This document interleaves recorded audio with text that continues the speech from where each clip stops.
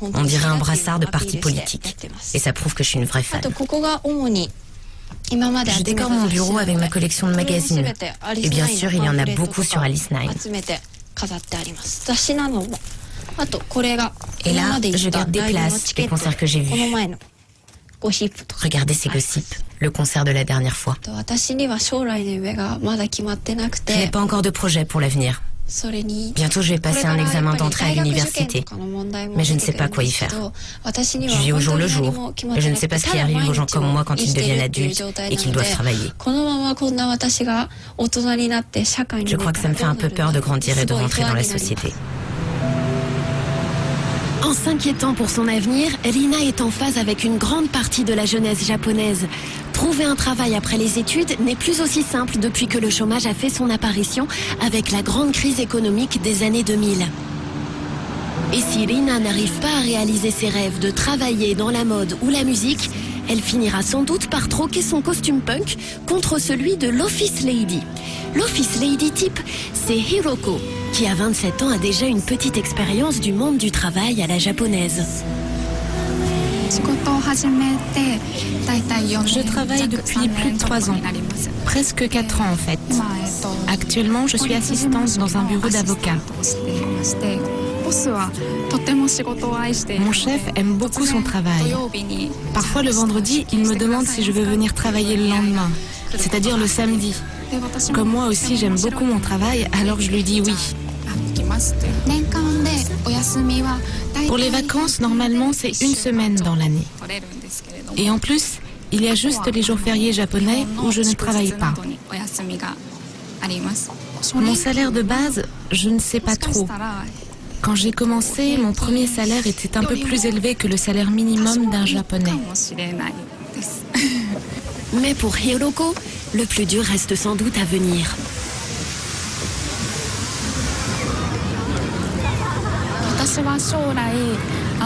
Pour moi, comment je vois l'avenir,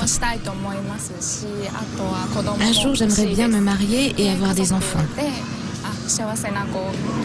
J'espère pouvoir créer une famille qui sera heureuse. Mais à ce moment-là, je ne sais pas comment ça se passera pour mon travail. Je veux dire entre le travail et la famille. J'espère pouvoir trouver un équilibre, c'est-à-dire continuer mon travail et en même temps fonder une famille.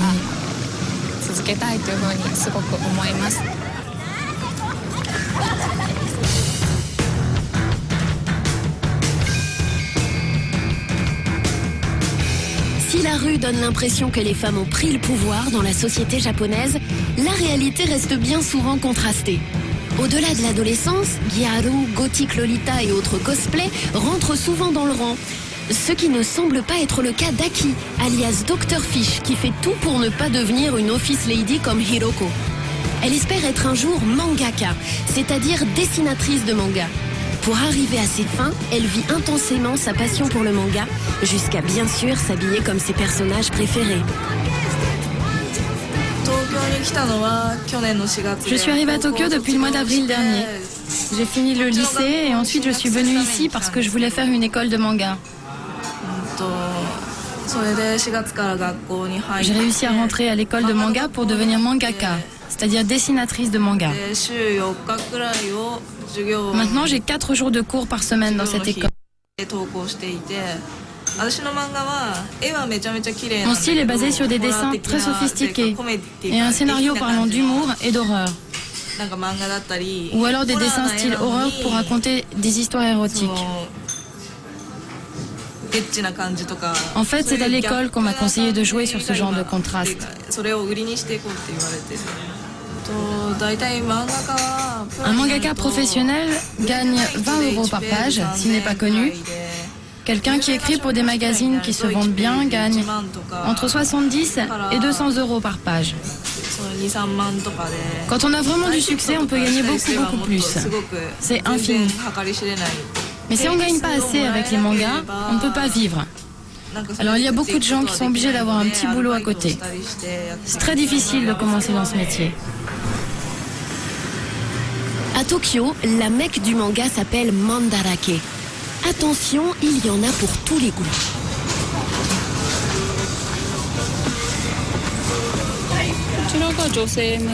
Ça, c'est un livre pour les femmes. Ce genre de livre, souvent, ça raconte des histoires d'amour entre garçons, mais c'est pour les femmes. Là, c'est les mangas pour les hommes. Et de l'autre côté, il y a des revues amateurs.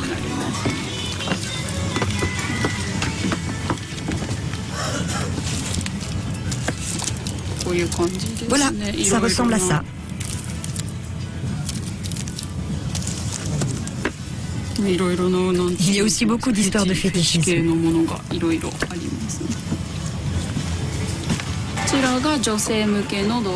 Ça, c'est les revues amateurs pour femmes.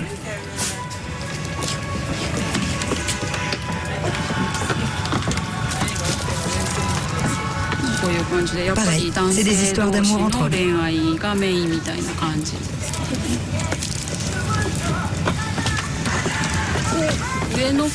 Et là-haut, ce sont des costumes d'animation et de manga qu'on vend pour les cosplays.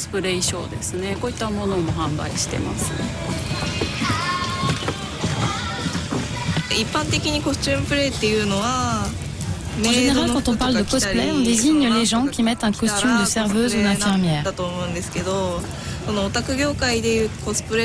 Mais pour les otaku, être cosplay, c'est aussi s'habiller à l'image d'un personnage de manga ou de jeu vidéo. Moi, par exemple, ma tenue s'appelle Gosuloli. J'aime beaucoup ce style. Je suis presque toujours habillée comme ça. Je trouve que les personnages de manga sont fascinants à leur façon de parler, de vivre. J'adore parce qu'ils sont irréels et tellement différents des humains. La fascination de Dr Fish pour les personnages de manga est symptomatique d'une frontière toujours plus floue entre monde réel et monde virtuel. Ceux qu'on appelle les otaku ont tendance à préférer le monde virtuel. C'est le cas de Tomotsugu, dont une des rares sorties consiste à venir dans le quartier de Akihabara. En ce moment, il y a de plus en plus de magasins qui vendent des jeux vidéo et des revues amateurs. C'est pour ça que les otaku viennent de plus en plus dans ce quartier. Du coup, on y trouve des maid cafés et des cosplays habillés en serveuses et des magasins de figurines. C'est vraiment devenu le quartier des otaku.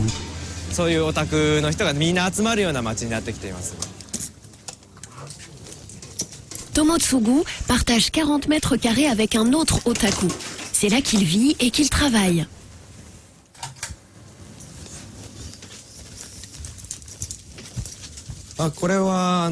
Ici, il y a une partie des mangas qui appartiennent à mon colocataire. Ça commence à faire un beau tas, et je crois qu'il y en a plusieurs centaines. Il ne les lit plus du tout, et il faudrait qu'il les vende ou alors les donner à quelqu'un. En plus, il y en a encore le double dans sa chambre. Mais c'est les siens, c'est pas à moi.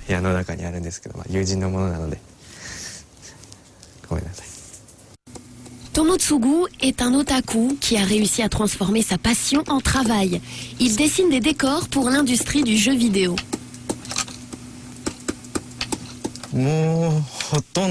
Voilà, c'est là que je passe toutes mes journées. Sauf bien sûr si je sors.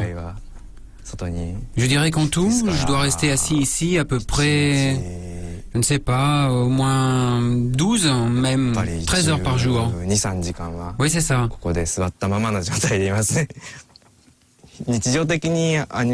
Ici, quand je travaille sur mes animations toute la journée, j'ai tout ce qu'il me faut. Je ne fais aucun effort pour avoir autre chose ou pour sortir. Avant, c'était le bonheur d'être assis là avec mes personnages et la télé en fond en continu. Mais c'est devenu tellement habituel. Je ne sais plus si ça me fait plaisir ou non. Vous comprenez, quand ce qu'on aime devient le quotidien, on ne le sent plus vraiment. Oui, je pense que je suis vraiment un otaku.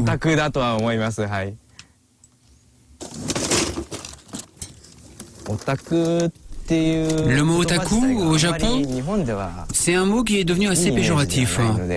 Alors si un japonais me demande « Vous êtes otaku ?», je lui dirai sûrement que non.